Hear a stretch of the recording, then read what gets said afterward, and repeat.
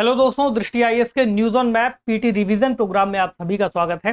जैसा आप लोग जानते हैं कि हम पीटी परीक्षाओं को ध्यान में रखते हुए, उनको टारगेट करते हुए उन प्रमुख खबरों पर चर्चा कर रहे हैं जो बीते वर्ष हमारे सामने आई है।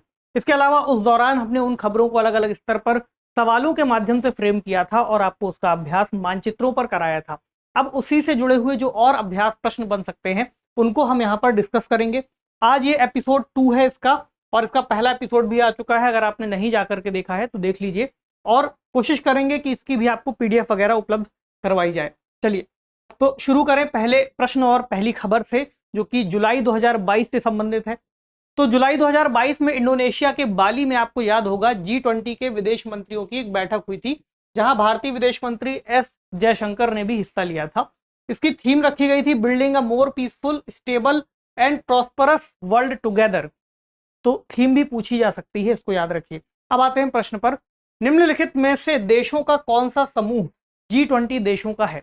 G20, G7 ऐसे जितने भी समूह हैं बहुत महत्वपूर्ण हैं। इनके बारे में हमें सामान्य दिखाई देते हैं और कई बार ऐसा लगता है कि तो हमको पता ही है, लेकिन जैसे ही सवाल फ्रेम होगा तो आपको कंफ्यूजन होनी शुरू हो जाएगी कि भाई ये देश इसमें है या फिर नहीं है। जैसा कि यहाँ पर विकल्पों में देखिए, सऊदी अरब, दक्षिण अमेरिका, तुर्की, इटली। दूसरा स्पेन, दक्षिण अफ्रीका, मिस्र और इटली। तीसरा न्यूजीलैंड, पेरू, तुर्की और इटली। चौथा नॉर्वे, दक्षिण अफ्रीका, तुर्की और स्पेन। तो हम एक बार मैप में देख लें, हमें आइडिया हो जाए कि कौन कौन से देश हैं। क्योंकि 19 देश और एक समूह है इसमें शामिल, इसलिए इसको G20 कहते हैं। इसमें Canada, USA, Mexico, Brazil, Argentina, जहां पर जिन देशों के नाम आपको दिख रहे हैं वो सभी शामिल हैं। अब एक बात ये हो सकती है कि इतने सारे देश हैं, इनको हम याद कैसे करें, क्योंकि अलग अलग नाम है। एक बार अगर आप लिस्ट भी बना लेंगे तो कोई ना कोई नाम भूल जाएगा। तो इसलिए आप एक काम कर सकते हैं कि जैसे मैप में इनको दे दिया है तो आप इनको कॉन्टिनेंट वाइज डिवाइड कर दीजिए कि अलग अलग जो महाद्वीप है उसमें कौन कौन से हैं। तो आप देखेंगे उत्तरी अमेरिका से यहाँ आपको दिखेंगे 3 देश, ठीक। दक्षिण अमेरिका से 2 देश। यूरोप से आप देखेंगे तो 4 देश और एक यूरोपियन यूनियन। आप संख्या में 5 लिख सकते हैं इसे। उसके बाद दक्षिण अफ्रीका, अफ्रीका से केवल एक ही है। यहाँ पर ऑस्ट्रेलिया, 2 ये हो गए। आप मध्य एशिया से देख सकते हैं तुर्की और सऊदी अरब, 2। रशिया, इंडिया, चाइना, यहाँ जापान, रिपब्लिक ऑफ कोरिया और इंडोनेशिया। इस तरह अगर आप 2-3 बार भी प्रैक्टिस कर लेंगे तो ये आपको याद बने रहेंगे। फाइनली जब प्रश्न इस तरह से आएगा तो आपको पता होगा कि कौन सा देश इसमें नहीं है। जैसे कि यहाँ पर देखिए क्या दे दिया, तुर्की, इटली, सऊदी अरब और दक्षिण अफ्रीका। तो ये इसका उत्तर है, क्योंकि इसमें चारों ही देश शामिल हैं। इसमें आप देखेंगे स्पेन एक्स्ट्रा है जो कि शामिल नहीं है। यहाँ पर आप देखेंगे न्यूजीलैंड है, न्यूजीलैंड शामिल नहीं क्योंकि ऑस्ट्रेलिया और दक्षिण अफ्रीका हमने देखा। यहाँ आप देखेंगे नॉर्वे दे दिया, स्पेन दे दिया। तो आप एलिमिनेट एटलीस्ट कर पाएंगे, और जैसे ही एक आध देश आपको याद आएगा कि कौन सा नहीं है तो आप उत्तर तक पहुंच जाएंगे। चलिए अगली खबर है। 48वां G7 शिखर सम्मेलन जर्मनी के बवेरियन आल्प्स के स्लॉस एल्मो में आयोजित किया गया था, जिसमें भारत, इंडोनेशिया, अर्जेंटीना, दक्षिण अफ्रीका और सेनेगल को भी आमंत्रित किया गया था। अब ये जो पॉइंट यहाँ दिया हुआ है ये भी किसी प्रश्न के स्टेटमेंट में आ सकता है कि इसमें किसको किसको आमंत्रित किया गया था। G7 के संदर्भ में निम्नलिखित कथनों पर विचार कीजिए। पहला, इसके सर्वाधिक सदस्य देश यूरोपीय महाद्वीप से संबंधित है। क्षेत्रफल के अनुसार G7 में सर्वाधिक प्रतिनिधित्व उत्तरी अमेरिकी देशों का है। ध्यान रखिए, क्षेत्रफल के हिसाब से बात की गई है। तीसरा, इसका मुख्यालय वॉशिंगटन DC में है। आपको सही कथनों की पहचान करनी है। देखें इसके सर्वाधिक देश कहां से हैं। यहां आपको दिखाई देंगे G7 7 मेंबर्स हैं। कनाडा, यूएस, ये दोनों उत्तरी अमेरिका से हैं। हम वही वाली टेक्निक यहाँ पे भी अपना सकते हैं। यहाँ पे आपको दिखाई देंगे 4 देश, यूके, फ्रांस, जर्मनी, इटली, इधर जापान। सर्वाधिक देश आपको दिख रहे हैं कि यूरोप से हैं। सही है। दूसरा, क्षेत्रफल के अनुसार G7 में सर्वाधिक प्रतिनिधित्व उत्तरी अमेरिकी देशों का है। सिंपल सी बात है, अगर रशिया नहीं है तो दूसरे नंबर पर तो वैसे भी कनाडा है। कनाडा और यूएस अगर आ गए तो क्षेत्रफल की दृष्टि से सबसे बड़ा एरिया हो जाता है। ये भी सही है। तीसरा कहा गया है इसका मुख्यालय वॉशिंगटन DC में है। आप में से कई लोगों को यहाँ पर होगी कंफ्यूजन कि कहाँ है, यहाँ है, न्यूयॉर्क में है। इसका देखिए कोई भी मुख्यालय कहीं नहीं है। जो भी देश इसकी अध्यक्षता करता है वहां पर ही इसका आयोजन करा दिया जाता है। तो कितने या कौन से कथन सही हैं, पहला और दूसरा, ये इसका उत्तर है। प्रश्नों को किसी भी तरह से मोड़ा जा सकता है, इसलिए जब तक आपको पूरी जानकारी नहीं होगी, कंफ्यूजन बनी रहती है। अब जिन देशों के आमंत्रण की बात की थी उनको आप मैप पर देख लीजिए। अर्जेंटीना दक्षिण अमेरिका से, सेनेगल यहाँ पर, पश्चिमी अफ्रीका, साउथ अफ्रीका आपको पता है, इंडिया और इंडोनेशिया, ये उन देशों के नाम हैं जिनको 2022 के आयोजन में आमंत्रित किया गया था। अगली खबर कहती है जुलाई 2022 में डाउन टू अर्थ पत्रिका में प्रकाशित एक आर्टिकल में बताया गया कि चीन ने साल 2002 से 2012 के बीच 5 लाख से अधिक मौसम संशोधन गतिविधियों यानी वेदर मॉडिफिकेशन एक्टिविटीज को अंजाम दिया। क्या होती हैं ये गतिविधियां? जैसे कृत्रिम रूप से बारिश करा देना, और मौसम को कृत्रिम रूप से जितना हम चेंज कर सकते हैं, अपने हिसाब से ढाल सकते हैं, उन प्रक्रियाओं को कहते हैं मौसम संशोधन गतिविधियां। अब आते हैं प्रश्न पर। यह जलवायु प्रदेश दोनों गोलार्धों में 25 से 45 डिग्री अक्षांशों के मध्य महाद्वीपों के पूर्वी भाग में पाया जाता है। विशेषताओं की बात की जा रही है यहाँ पर। यहाँ ग्रीष्म काल के दौरान भीषण गर्मी, शीतकाल में हल्की ठंड रहती है। यहाँ का औसत तापमान 20 डिग्री सेल्सियस और वार्षिक तापांतर लगभग 17 डिग्री सेल्सियस रहता है। यहाँ वर्षा मुख्यतः ग्रीष्म काल में होती है, जो 75 से 150 सेंटीमीटर के मध्य होती है। उच्च तापमान और पर्याप्त वर्षा के कारण यहाँ वनस्पतियों का विकास भली भांति नजर आता है। आपको बताना है कि ये जो विशेषताएं हैं ये किस जलवायु प्रदेश की सबसे बेहतर व्याख्या करता है। बेसिकली किस जलवायु प्रदेश की बात यहाँ की जा रही है? सवाना, चीन तुल्य, मानसूनी तुल्य और स्टेपी तुल्य। यहाँ पर कुछ क्लू हैं, जैसे कि दिया हुआ है कि यह पूर्वी क्षेत्र में ज्यादातर होती है, पूर्वी भाग में। ठीक। दूसरा 25 से 45 डिग्री अक्षांश की बात कर दी गई है। अगर आप यहाँ देखेंगे तो इस मैप में यहाँ पर आपको ज़्यादा बेहतर समझ में आएगा कि 25 से 45 डिग्री का एरिया कहाँ पर पड़ता है। लगभग इतना एरिया कुछ पड़ता है। ठीक है, तो दोनों ही और ये होगा। तो यहाँ पर आपको दिख जाएगा कि ये विशेषता है चीन तुल्य जलवायु प्रदेश की। ठीक। अब इसको ही अलग अलग क्षेत्रों में कुछ क्षेत्रीय नामों से भी जानते हैं। जैसे यहाँ पर इसको खाड़ी तुल्य कह देते हैं, यहाँ पर नटाल तुल्य, और अलग अलग नाम। तो कहाँ कहाँ है ये? इसमें आप देखेंगे उत्तरी अमेरिका के इधर वाले क्षेत्र में थोड़ा सा ये वाला एरिया है। तो यहाँ पर अगर आप देखेंगे तो साउथ अमेरिका के पास वाले क्षेत्र में, यहाँ दक्षिण अफ्रीका के पास वाला क्षेत्र, ऑस्ट्रेलिया का दक्षिण पूर्वी क्षेत्र, चीन में तो है ही, और जापान के पास का भी एरिया जो आता है इससे संबंधित। विशेषताओं में यह है कि ये वाला जो एरिया है यहाँ देखेंगे आप ह्यूमिड सब ट्रॉपिकल नाम आता है, यानी तो हम इसे कहेंगे उपोष्ण आर्द्र जलवायु।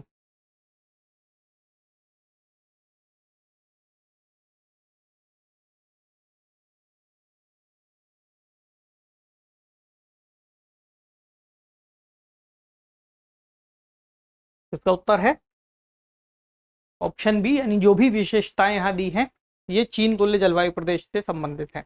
चलिए अगली खबर है जुलाई 2022 में शंघाई सहयोग संगठन के एक बैठक में वाराणसी को एससीओ क्षेत्र की पहली पर्यटन और सांस्कृतिक राजधानी 2022-23 के रूप में चुना गया था।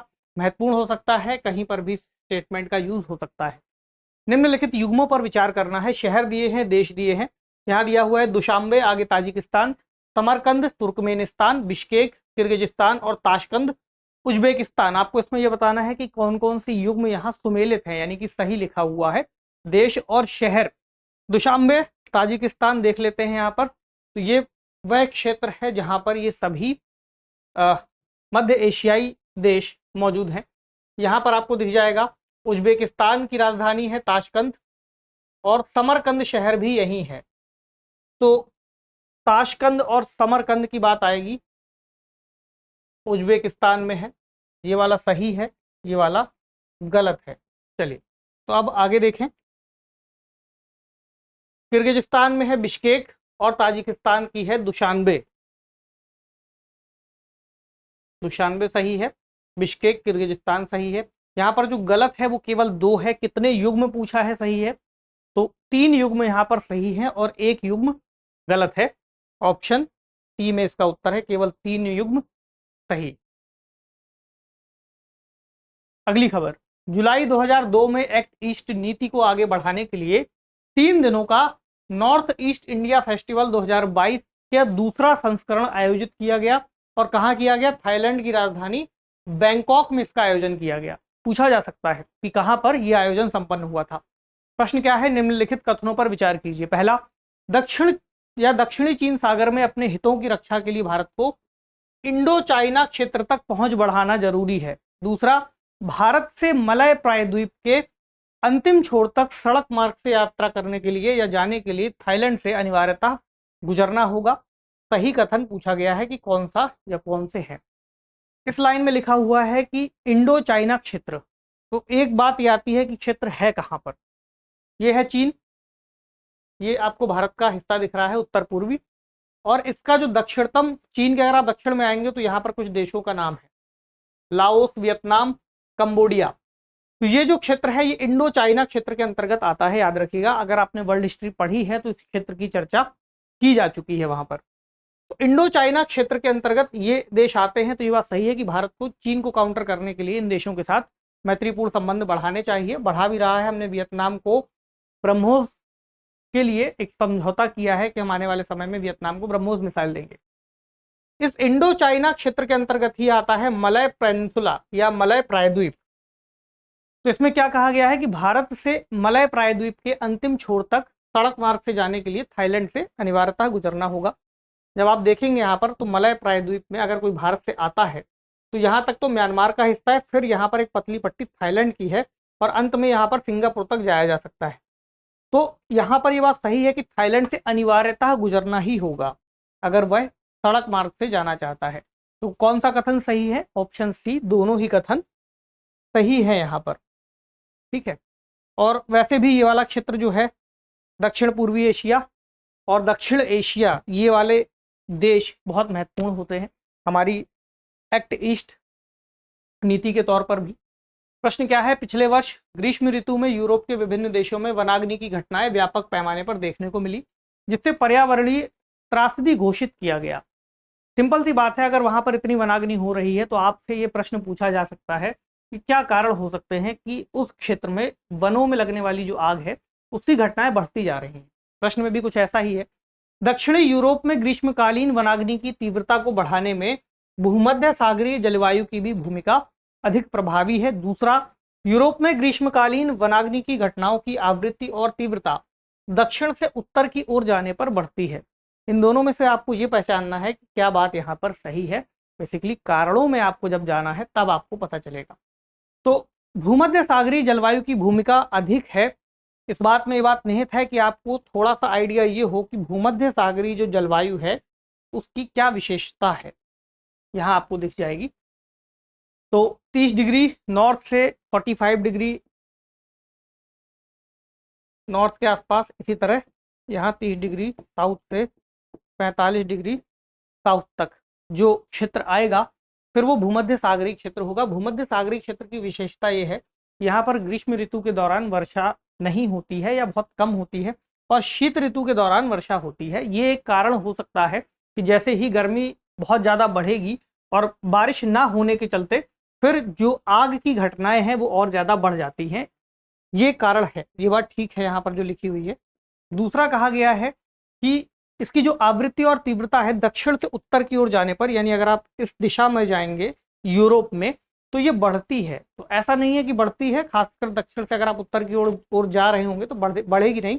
इस क्षेत्र में ही तीव्रता ज़्यादा है, बीच के क्षेत्र में जो है एरिया वहाँ पर कम है। बाकी अगर आप और उसके उत्तर में चले जाएंगे नॉर्वे, स्वीडन, फिनलैंड वाले क्षेत्र में तो है वहाँ पर भी घटनाएं, लेकिन ये स्टेटमेंट अपने आप में गलत है कि बढ़ती है। तो यहाँ पर सही कौन सा हो गया? केवल एक कथन यहाँ पर सही है कि पहला वाला, भूमध्य सागरीय विशेषता यहाँ पर प्रभावी होती है। अगली खबर, जुलाई 2022 में संयुक्त राष्ट्र के सतत विकास लक्ष्य सूचकांक 2022 एसडीजी इंडेक्स 2022 जारी किया गया था। इसमें फिनलैंड, डेनमार्क और स्वीडन ने शीर्ष स्थान प्राप्त किया। अब सवाल कहता है कि निम्नलिखित में से कौन सा या कौन से देश बाल्टिक सागर के साथ तट रेखा साझा करते हैं या साझा करता है। बाल्टिक सागर की अवस्थिति महत्वपूर्ण है। स्कैंडिनेवियन कंट्रीज या देश अक्सर चर्चा में बने रहते हैं क्योंकि इनकी रैंकिंग कई सारे अगर आप रिकॉर्ड्स देखेंगे उसमें अच्छी ही आती है। तो कहाँ है ये बाल्टिक सागर? इस मैप में आपको दिखेगा, दो नक्शे हैं, यहाँ आपको दिख जाएगा ये है बाल्टिक सागर का क्षेत्र। इसमें gulf of Bothnia, gulf of Finland शामिल है और यहाँ अगर आप आएंगे तो इस क्षेत्र तक ही ये आता है।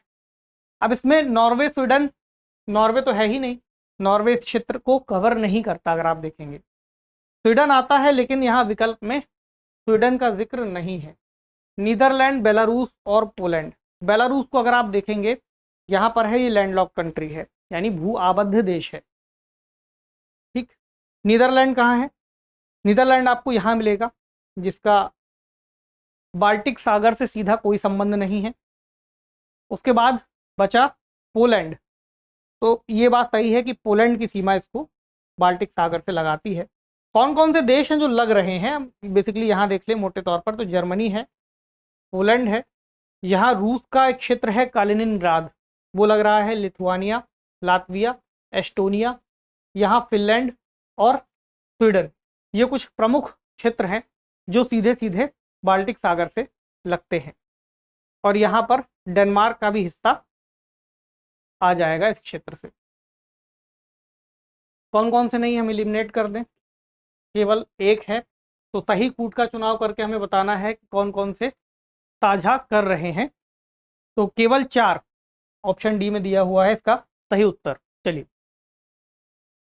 अगली खबर, जून जुलाई 2022 के दौरान दूसरे संयुक्त राष्ट्र महासागर सम्मेलन यानी कि यूएन ओशन कॉन्फ्रेंस का आयोजन लिस्बन में किया गया था। एक जानकारी आपको मिल गई कि इसका आयोजन कहाँ किया गया, लिस्बन में। अब आपको उत्तर से दक्षिण के क्रम में इनको व्यवस्थित करना है। पेरिस, लिस्बन, नैरोबी और रियो डी जेनेरियो। पहले तो आपको ये पता हो कि पेरिस, लिस्बन, नैरोबी और रियो डी जेनेरियो कहाँ कहाँ पर मौजूद हैं। ये शहर भी हो सकते हैं, राजधानी शहर भी हो सकते हैं, समझें। पेरिस आपको पता है फ्रांस की राजधानी है और पुर्तगाल की राजधानी है लिस्बन। 2 शहर हो गए यहाँ, सबसे उत्तर में पेरिस, उसके बाद लिस्बन। फिर अगर आप आएंगे तो आपको मिलेगी केनिया में नैरोबी। उसके बाद ब्राज़ील में आपको एक शहर मिलेगा रियो डी जेनेरियो, जो पहले उसकी राजधानी हुआ करता था, अब नहीं है। एक बात समझिए कि कंफ्यूजन ये होगी कि उत्तर से दक्षिण का क्रम क्या है। तो यहाँ पर आपको ये तो पता ही है कि फ्रांस और पुर्तगाल की लोकेशन क्या है, ये उत्तरी क्षेत्र है, यूरोप के देश हैं। अगला जो नैरोबी है, अगर आपको ये पता चल पा रहा है कि केनिया की राजधानी है, तो आपको ये भी पता है कि भूमध्य रेखा के पास है। और जो रियो डी जेनेरियो है वो दक्षिणी गोलार्ध में स्थित है। तो एक क्रम आप एक बार अनुमान कर सकते हैं कि इसका क्या होगा। सबसे पहले पेरिस, फिर लिस्बन, फिर नैरोबी और फिर रियो डी जेनेरियो। तो इसका जो क्रम है ऑप्शन ए में दिया हुआ है, 1, 2, 3 और 4। इस तरह से कई सारे प्रश्न फ्रेम किए जा सकते हैं, इसीलिए आपको अभ्यास करना है। अब यहाँ पर जैसे हम ये सारे देश देख रहे हैं, तो इसमें ज़रूरी नहीं है कि प्रश्न में जो दिए हैं आप केवल उन्हें ही मार्क करें, उसके आसपास की लोकेशंस को देखते रहिए। मानचित्रों का अक्सर अध्ययन करना इसलिए महत्वपूर्ण है कि आपको लोकेशन भी पता चलती है और लंबे समय तक आप उन्हें याद रख पाते हैं। अगर आपको ऐसे ही किसी देश के बारे में कह दिया जाए तो आपको नहीं पता होगा कि वो कहाँ है, पापुआ न्यू गिनी कहाँ है आपको नहीं पता, ना ही इसको याद रख पाना इतना आसान है। अगर आप नक्शे पर उन देशों को बार बार, हम प्रैक्टिस के दौरान बहुत सारे देशों को देखते हैं, हर बार कुछ नया आ जाता है या अलग आ जाता है, ऐसा भी होता है बार बार वो रिपीट भी हो रहा है, तो आपको ये बातें याद हो जाएंगी कि उसकी लोकेशन कहाँ है। यूरोप का देश है, अमेरिका का देश है, उत्तरी अमेरिका में है, दक्षिणी में है या अफ्रीका का है। एटलीस्ट नाम लेते ही आपको ये पता चल जाना चाहिए कि यह जो देश है इसकी अवस्थिति कहाँ पर होगी। तभी आप मैप से जुड़े हुए जो सवाल हैं उनको बहुत ही आसानी से चुटकी बजा करके सॉल्व कर सकते हैं। इसलिए अध्ययन के दौरान इस बात को याद रखिए कि आपको इन सभी को नक्शे पर मार्क भी करना है और देखना भी है। अगली खबर है, जुलाई 2022 में भारत और बांग्लादेश के सीमा रक्षक बलों ने 52वें महानिदेशक स्तर के समन्वय सम्मेलन का आयोजन कहाँ किया? बांग्लादेश की राजधानी ढाका में। ठीक, निम्नलिखित में से कौन सी नदियां भारत और बांग्लादेश की सीमा बनाती हैं? बांग्लादेश के साथ भारत का संबंध नदियों को लेकर के भी बहुत गहरा है, बहुत सारी नदियां हैं जो बांग्लादेश जाती हैं। कुशियारा, सूरमा, महानंदा और दामोदर आपको चुनाव करना है कि कौन कौन सी ऐसी नदियां हैं जो सीमा बनाती हैं। एक एक करके देखें कुशियारा और सूरमा को। इसमें बांग्लादेश आपको नक्शे में दिख रहा है, ये है इसकी राजधानी ढाका। भारत से एक नदी जाती है बराक नाम की, जो मणिपुर के पास से निकलती है। ये बराक जैसे ही बांग्लादेश में एंटर करती है तो ये दो धाराओं में विभाजित हो जाती है। एक इसकी उत्तरी धारा उत्तर की ओर जाती है और एक दक्षिणी धारा, बेसिकली दोनों की जो धार है यहाँ पर पश्चिम की ओर है। एक धारा सुरमा के नाम से विभाजित होती है, दूसरी कहलाती है कुशियारा, और ये दोनों फिर आगे चल करके मेघना नामक एक नदी का रूप लेती हैं, जिसमें और भी नदियां जाकर के मिलती हैं। ये याद रखना है कि ये जो कुशियारा और सुरमा है ये एक स्तर तक दोनों की सीमा बनाती है। ये दोनों सही है। उसके बाद आते हैं महानंदा और दामोदर पर। अब आपको महानंदा यहाँ दिख जाएगी, तो यहाँ पर आपको चिकन नेक वाला एरिया दिख रहा है जहाँ पर भारत और बांग्लादेश की सीमा लगती है। इस क्षेत्र में ये सीमा बनाती है, सिक्किम के पास से महानंदा नदी निकलती है। सही हो गया। दूसरा बचा दामोदर। तो दामोदर नदी यहाँ है जो आगे जाकर के हुगली नदी में मिल जाती है। दामोदर नदी छोटा नागपुर के पठार के पास वाले क्षेत्र से निकलती है। यहाँ पर कौन कौन सी क्लियर हो गई? महानंदा मिलती है, दामोदर नहीं मिलती, क्योंकि वो पहले ही हुगली नदी में जाकर के मिल जाती है, तो सीमा बनाने की बात नहीं आती। 1, 2 और 3 ये किसमें है? ऑप्शन ए में है। ये है इसका सही उत्तर। चलिए, तो हमने तो यहाँ पर जिन नदियों को देखा, बाकी नदियां भी आपको देखनी है। जैसे ब्रह्मपुत्र नदी कहाँ पे जाकर के बांग्लादेश में एंटर करती है, कौन कौन सी धाराओं में विभाजित होती है, कौन सी धारा पद्मा बनती है, कौन सी धारा आगे जाती है, देख लीजिएगा। अगर अगली बार कोई प्रश्न बनेगा तो हम उस पर डिस्कस जरूर करेंगे। एक खबर है, भोपाल स्थित Indian institute of science education and research के द्वारा कराकोरम रेंज में स्थित ग्लेशियरों पर शोध किया गया। इसका सब्जेक्ट बहुत महत्वपूर्ण है, कराकोरम विसंगति या कराकोरम एनोमली। क्यों कहा गया है समझेंगे। प्रश्न है, निम्नलिखित कथनों पर विचार कीजिए। पहला, जलवायु परिवर्तन के दुष्प्रभावों के कारण काराकोरम क्षेत्र के ग्लेशियर तेजी से पिघल रहे हैं। दूसरा, श्योक नदी लद्दाख और काराकोरम पहाड़ियों के बीच से गुजरती है। और तीसरा, सिंधु नदी लद्दाख और जास्कर पहाड़ियों के बीच से गुजरती है। यहाँ पर जो पहला स्टेटमेंट है वो महत्वपूर्ण है समझना। हमें आमतौर पर लगेगा कि पूरे पृथ्वी में या पूरे विश्व में जो भी ग्लेशियर जहाँ जहाँ मौजूद हैं वो जलवायु परिवर्तन के प्रभावों से पिघल रहे हैं। सिंपल सी बात है, आते ही मन में ये बात हम इसको सही टिक कर देंगे। लेकिन यहाँ पर जो शब्द दिया है कराकोरम विसंगति, ये बहुत महत्वपूर्ण है, क्योंकि ये क्षेत्र है ऐसा जहाँ पर जो ग्लेशियर्स हैं वो बहुत तेजी से नहीं पिघल रहे और कई बार बहुत धीमे पिघलते हैं, और वहाँ पर जो बर्फ की क्षति होती है वो पूर्ति हो जाती है। अगर आप इसका प्रभाव समझें तो हमें पता है कि भारत में पश्चिमी विक्षोभ या वेस्टर्न डिस्टर्बेंस की वजह से भी बहुत सारी बर्फबारी उत्तरी क्षेत्र के आसपास होती है। तो ये एक बड़ा प्रभाव है वेस्टर्न डिस्टर्बेंस का। जब भी इसका प्रभाव इस क्षेत्र में बढ़ता है तो यहाँ पर जो बर्फबारी है वो उस क्षति को पूरा कर देती है। और यहाँ पर इस बात को लेकर ही रिसर्च की गई है कि काराकोरम विसंगति के चलते इस क्षेत्र में हमें जलवायु परिवर्तन का प्रभाव उस तरह से दिखाई नहीं देता जैसा अन्य क्षेत्रों में दिखाई देता है। तो ये वाला स्टेटमेंट है गलत। अगला, श्योक नदी लद्दाख और काराकोरम पहाड़ियों के बीच से गुजरती है, इसको देख लें। तो काराकोरम रेंज ये लाल रंग से खींची हुई है, लद्दाख रेंज ये है, और श्योक नदी आपको इसको दूसरे रंग से ले लेते हैं तो आपको स्पष्ट दिखाई देगी। श्योक नदी ये इस तरह यहाँ से आती है और इस तरह से उत्तर की ओर चली जाती है। तो दोनों के बीच से जो बात है सही है। उसके बाद सिंधु नदी लद्दाख और जास्कर पहाड़ियों के बीच से गुजरती है, इसको देख लें। तो लद्दाख रेंज तो ये है लाल रंग से जो खींची हुई है, और ये है जास्कर रेंज यहाँ वाली। सिंधु नदी को अगर आप देखेंगे तो यहाँ मानसरोवर के पास से निकलती है और इस तरह से उत्तर की ओर बढ़ जाती है। तो इन दोनों के बीच में है, किसके बीच में? लद्दाख और जास्कर के बीच में है सिंधु नदी, कराकोरम और लद्दाख के बीच में है श्योक नदी। कंफ्यूजन हो सकती है, इसलिए एक बार मार्क भी कर लीजिएगा और लिख लीजिएगा ताकि ये बात आपको माइंड में बनी रहे। जब प्रश्न बन करके आएगा तो ये ना हो कि हम भूल गए। अब इसमें क्या पूछा है? सही नहीं है, पहला वाला सही नहीं है। ऑप्शन सी में ये उत्तर है कि केवल एक जो कथन है वो सही नहीं है। चलिए अगली खबर, जुलाई 2022 में IPBES यानी inter governmental science policy platform on biodiversity and ecosystem services के द्वारा वन्य प्रजातियों के सतत उपयोग से संबंधित एक वैश्विक रिपोर्ट जारी की गई। प्रश्न क्या है?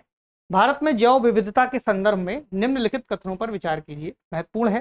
पहला, विश्व भर में बहुपारिस्थितिकी वाले देशों यानी मेगा डाइवर्स कंट्रीज की कुल संख्या 17 है, जिसमें 3 यूरोप में है। अगला, भारत भी एक बहुपारिस्थितिकी वाला देश है, यानी मेगा डाइवर्स कंट्री है भारत। आपको बताना है कौन सा या कौन से कथन सही है। पहली बात तो यहाँ पर यह आपको पता होना चाहिए कि मेगा डाइवर्स कंट्री की बात जो आ रही है ये क्या होते हैं। देखिए, इसकी परिभाषा में लिखा हुआ है कि ऐसा कोई भी देश जहां पर 5000 या उससे अधिक पौधों की देशज प्रजातियां मौजूद हों। पहली कंडीशन ये है। दूसरी कंडीशन है कि उसका जो तटीय पारिस्थितिकी तंत्र है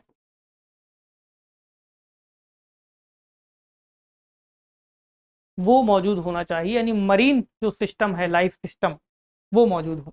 भारत दोनों ही शर्तों को पूरा करता है और भारत एक बहुपारिस्थितिकी वाला देश है। तो अगला जो कहा है कि इनकी कुल संख्या 17 है, जिसमें 3 यूरोप में है।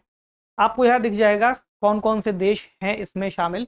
17 देश हैं, ये बात सही है, लेकिन 3 यूरोप में है, ये बात गलत है।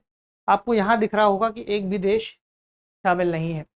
कौन कौन से हैं? यूएसए है, मैक्सिको है, यहाँ वेनेजुएला, कंबोडिया, इक्वाडोर, पेरू और ब्राज़ील, यानी 5 देश यहाँ से हैं।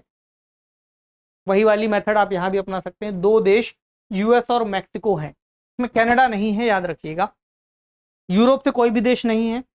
अगर आप अफ्रीका से देखेंगे तो डीआरसी है, democratic Republic of Congo, south Africa है। यहाँ मैडागास्कर है। भारत है, चीन है, Philippines, Papua New Guinea, Malaysia और इंडोनेशिया, ये नाम यहाँ से आ जाएंगे, और ऑस्ट्रेलिया। ये 17 देश शामिल हैं। यूरोप का देश कहा गया है, 3 यूरोप में है, ये बात गलत है। स्टेटमेंट केवल एक सही होगा, तो केवल 2, दूसरा ही कथन यहाँ पर सही होता है। चलिए अगली खबर। जुलाई 2022 में क्या हुआ? आंध्र प्रदेश राज्य वन्यजीव विभाग ने गोदावरी में डोलेश्वरम और यरम के बीच कृष्णा मृग यानी ब्लैक बक का पहला सर्वेक्षण शुरू किया। इससे प्राप्त आंकड़ों के आधार पर काले हिरणों की रक्षा के लिए रणनीति तैयार की जाएगी। अब युग्म दिए हैं जिसमें नेशनल पार्क हैं और स्टेट वाइज उनकी आपको लोकेशन यानी अवस्थिति को बताना है। पहला है Shri Venkateswara national park Andhra Pradesh, Kudremukh national park Odisha, Simlipal national park Paschim Bengal और बेतला नेशनल पार्क झारखंड। कौन से युग्म सुमेलित हैं ये आपसे पूछा गया है, एक एक करके देखें। वेंकटेश्वर और कुद्रेमुख। वेंकटेश्वर आंध्र प्रदेश दिया है, कहाँ है वेंकटेश्वर? श्री वेंकटेश्वर नेशनल पार्क आंध्र प्रदेश में है, सही है। अगला कुद्रेमुख नेशनल पार्क ओडिशा दिया हुआ है। कुद्रेमुख नेशनल पार्क ओडिशा में ना होकर के कर्नाटक में है, तो ये गलत है, यहाँ लिख भी देंगे। चलिए अगला दिया है सिमलीपाल नेशनल पार्क पश्चिम बंगाल में, ये ओडिशा में है, पश्चिम बंगाल में नहीं है।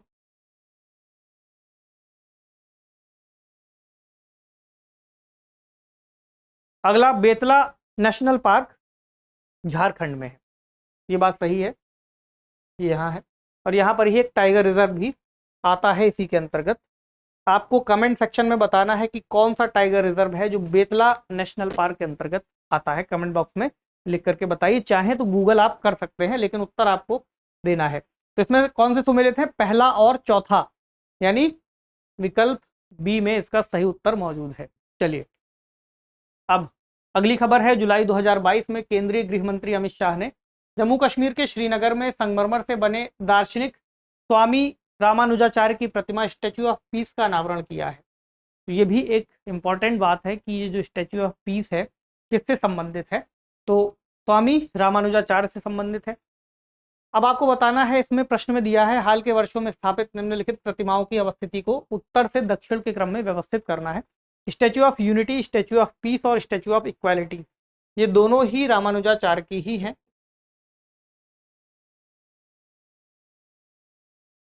और जो स्टैच्यू ऑफ यूनिटी है ये सरदार वल्लभ भाई पटेल जी की प्रतिमा है। आपको सही कूट का चुनाव करना है कि उत्तर से दक्षिण के क्रम में जब आप व्यवस्थित करेंगे तो कौन कौन सी आएगी। पहले आपको स्टैच्यू ऑफ पीस मिलेगी जो कि श्रीनगर के पास मौजूद है, ठीक है। पहली। दूसरी आपको उत्तर से दक्षिण के क्रम में जाते हुए मिलेगी, वडोदरा के पास, नर्मदा नदी के तट के पास स्थित और महाराष्ट्र और गुजरात की सीमा पर मौजूद।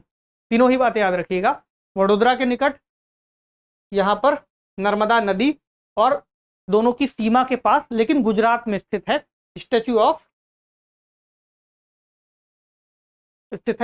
Of unity. उसके बाद आप जब दक्षिण में आएंगे तो हैदराबाद के पास आपको मिलेगी स्टैच्यू ऑफ इक्वालिटी। तो इसका जो क्रम हो जाएगा वो हो जाएगा स्टैच्यू ऑफ पीस, उसके बाद स्टैच्यू ऑफ यूनिटी और फिर स्टैच्यू ऑफ इक्वालिटी। 2, 1 और 3 जो कि आपको ऑप्शन सी में लिखा हुआ दिख रहा है, यही इसका सही उत्तर है। चलिए अगली खबर, जुलाई 2022 में क्या हुआ, राष्ट्रीय स्मारक प्राधिकरण यानी नेशनल मॉन्यूमेंट्स अथॉरिटी ने भील आदिवासी स्वतंत्रता सेनानियों के सम्मान में राजस्थान में मानगढ़ पहाड़ी को राष्ट्रीय महत्व के स्मारक घोषित करने पर एक रिपोर्ट प्रस्तुत की। अब कुछ पर्वत और पर्वत शिखरों के नाम हैं और अवस्थिति आपको बतानी है, और कितने यहाँ पर युग्म सुमेलित हैं ये बताना है कि कौन सा सुमेलित हो गया कौन सा गलत है, संख्या बतानी है। सम्मेद शिखर या पारसनाथ हिल्स झारखंड, बेलाडीला उड़ीसा, त्रिशूल पहाड़ियां हिमाचल प्रदेश और माउंट आबू राजस्थान। तो एक तो आप गैस कर ही पा रहे होंगे, माउंट आबू राजस्थान ये सही है। बाकी में अब होगी आपको कंफ्यूजन, एक एक करके देखते हैं। पारसनाथ हिल्स कहाँ है, पारसनाथ हिल्स झारखंड में है, सुमेलित है। बेलाडीला कहाँ है, ओडिशा दिया हुआ है, बेलाडीला छत्तीसगढ़ में है।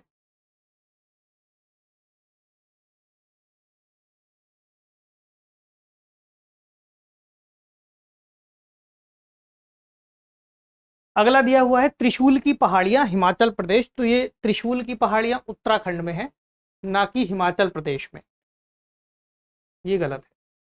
पहला और चौथा सुमेलित हैं।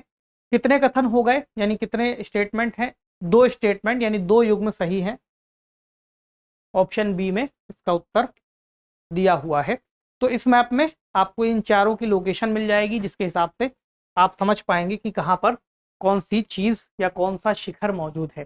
तो हमने आज के सेशन में जिन प्रश्नों को यहाँ पर अभ्यास के रूप में शामिल किया था, एक बार आप जाकर के उनको अपनी उस टेक्स्ट बुक में या उस मैप की बुक में लोकेट जरूर करेंगे, और कोशिश ये करिए कि जब भी मैप सेशन आप देखें तो उसके साथ ही उस बुक को लेकर के बैठ जाएं और साथ ही साथ उसको मार्क करते हुए चले। अगर स्पीड ज़्यादा है तो आप पॉज कर सकते हैं, मार्क कर लीजिए, फिर आगे बढ़ करके अगले प्रश्न को सॉल्व कर सकते हैं। तो उम्मीद है ये सेशन आपकी तैयारी में मददगार साबित होगा और इससे जुड़े हुए जो प्रश्न हैं आपको परीक्षाओं में देखने को मिल सकते हैं।